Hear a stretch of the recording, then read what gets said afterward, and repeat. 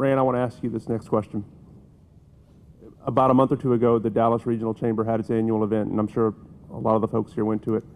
And I was talking to Judge Keith Self, who is one of our great leaders up here as well, and how one of the things that was remarkable about that event was when they were talking about the growth and the development in the area, the vast majority of the projects were right here. We're in Collin, frankly, and Collin County.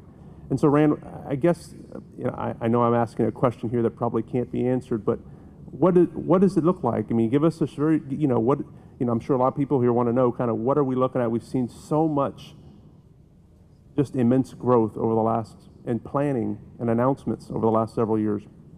What do the next several years look like? Well, I think,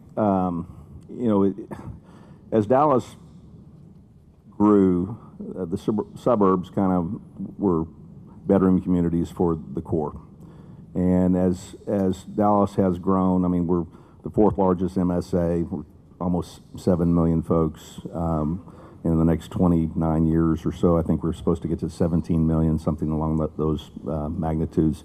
Staggering growth. And if you look at the job creation that we've had sustainable over the last, really last 7 years, it's 100,000 at least jobs a year over year, and that's staggering. There's a multiplier to that as well. But what that does is that taxes our infrastructure. That puts pressure on our arteries, tollway, 75, 35, LBJ, and it's difficult to keep up with that. And so because of that, I live in Frisco, an office downtown. I'm one of those guys, and it's tough. I mean, if you get out early and get ahead of the traffic, it's fine. But it does let there be a little rain or an accident, and all bets are off.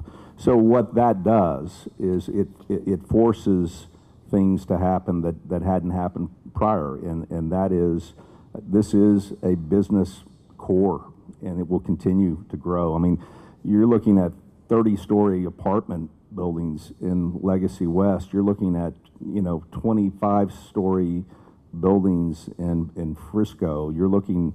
I mean, it's the density of what's happening here is really breathtaking. It's stuff you couldn't imagine even 10 years ago. So I see that continuing, and I said it on the BizNow panel last year. It used to be Dallas and the suburbs, and now as I look at this area, it's like L.A. and Orange County. There aren't many folks that are saying, we can't decide whether we want to be in Uptown or in Frisco. Folks know where they want to be, and this is an area where they obviously do want to be, and it's not one size fits all. I mean, there's a different profile for the users in Uptown.